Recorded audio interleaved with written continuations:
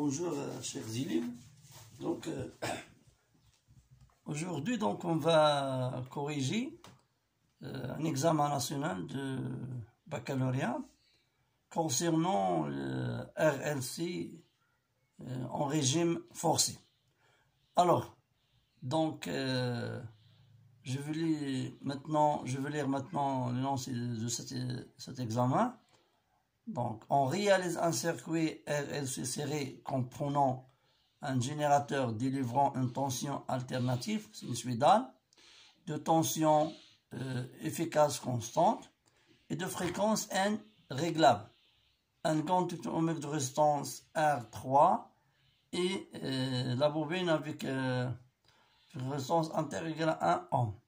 La bobine précédente de L, donc L égale à 0,3 H. Un condenseur capacité 1. Donc l'étude expérimentale a permis de tracer la courbe représentant les variations de l'impédance Z de dipôle RC en fonction de fréquence N. Alors la question 1 détermine la fréquence de résonance. Donc la fréquence de résonance, en résonance, ou bien la résonance, elle est caractérisée par la réponse maximale. Donc d'après cette idée, on peut trouver la fréquence propre, ou bien la fréquence de résonance. Donc calcule la capacité C1 du condensateur. Donc on va voir la relation entre la fréquence propre N0 et la capacité. Donc la question 3, on note ISO la valeur maximale de l'intensité efficace et du courant dans le circuit, c'est-à-dire à la résonance. Pour E égale ISO sur racine 2, de trouver la relation entre l'impédance Z du circuit 3R et déduire graphiquement la largeur de la bande passante. Alors on va commencer maintenant la réponse de cet exercice. Alors, on trace maintenant la courbe de la résonance. Donc la courbe de la résonance, c'est comme ça. Donc, on a Z en fonction de N. Donc la courbe elle se forme dans Z diminue, donc jusqu'à une valeur et augmente. Alors, la première question, donc 1, c'est de trouver la fréquence N. 1h. Alors, en résonance, bien à la résonance, en résonance,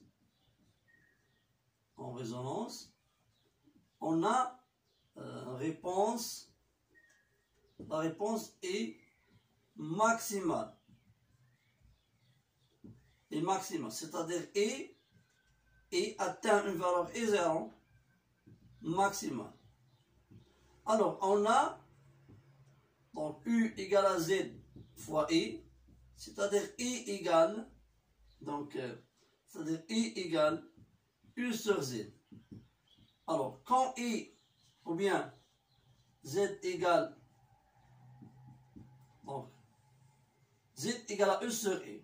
Quand E atteint une valeur maximale, Z atteint une valeur minimale. C'est-à-dire 1,0 correspond Z minimal. Donc Z minimal, on dénote bien Z comme Z0. D'accord? Alors, on revient à la courbe ici. Donc, ça c'est la valeur minimale. Ça c'est Z0. D'accord? Et ça, c'est quoi? C'est N0. D'après la courbe, on trouve que N0 égale 0,5 kHz. On a trouvé N0. Alors la deuxième question, c'est de trouver la capacité 1. Alors on a N0 égale 1 sur 2P racine LC1. Donc, c'est-à-dire que LC1, donc LC1, donc égale 1, 2p, 1, 0 au carré. D'accord? Donc, on obtient que C1 égale 1 sur N fois 2p, 1, 0 au carré. Donc, on obtient l'expression de C1. Maintenant, on va calculer la valeur numérique.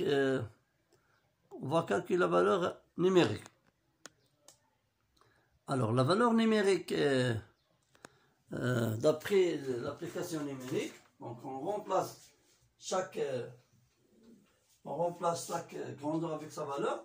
Donc, C1 égale 0,3. Donc, divisé par 2p, 0,5 racine. Donc, au carré. Donc, on obtient que C1 égale 3,37, 10 à la puissance moins 7 farad. Ça, c'est C1. Alors, la dernière question, c'est de trouver delta N. Delta N. Donc, on a I égale E0 racine 2. On a I égale U divisé par Z. Et E0 égale à U divisé par Z0. Donc, I égale à U divisé par Z. E0 égale à E divisé par Z0. Donc, on remplace les deux valeurs dans cette expression. On obtient que, donc, égale U racine 2 fois Z0. Donc, on simplifie avec ça. On obtient que Z égale racine 2 Z0. Alors, d'après la courbe Z0, donc Z0 égale à 2. Donc, d'après la courbe Z0 égale à 2. Donc, égale à 2. Donc, c'est-à-dire 2,8. Donc, 2,8 kilo ohm. Ça, c'est Z. On revient à la courbe ici. Donc, on cherche 2,8. Donc, pour trouver la position de donc Y égale à 2,8 divisé par 1 fois le nombre de divisions. Le nombre de divisions, c'est... On cherche le nombre de divisions ici. Donc, ça, c'est combien de divisions? On a, donc, 5 divisions. Fois 5. Donc, 5 fois 8, c'est 40. Donc, ça, c'est 12. Ça, c'est égal à 12. 12 divisions. Alors, c'est 14 divisions. 14 divisions. On revient ici. Donc, on cherche 14 divisions. Ça, c'est Y. 14 divisions. 14 divisions. Pardon, donc, on fait comme ça. Alors, on fait la projection comme ça. Ça, c'est delta N. D'accord. Donc, delta N, comment on trouve delta N? Donc, delta N égale le nombre de divisions. Ça, c'est 21 le nombre de divisions. C'est 21 divisions fois, donc, 0,25 divisé par 5. Donc, nombre de divisions fois 0,25 pour chaque 5 divisions. Donc, ça, c'est quoi? Ça, c'est l'échelle. D'accord? Donc, on obtient que, d'après l'application numérique, donc, égale 1,05 kHz. Ça, c'est delta N.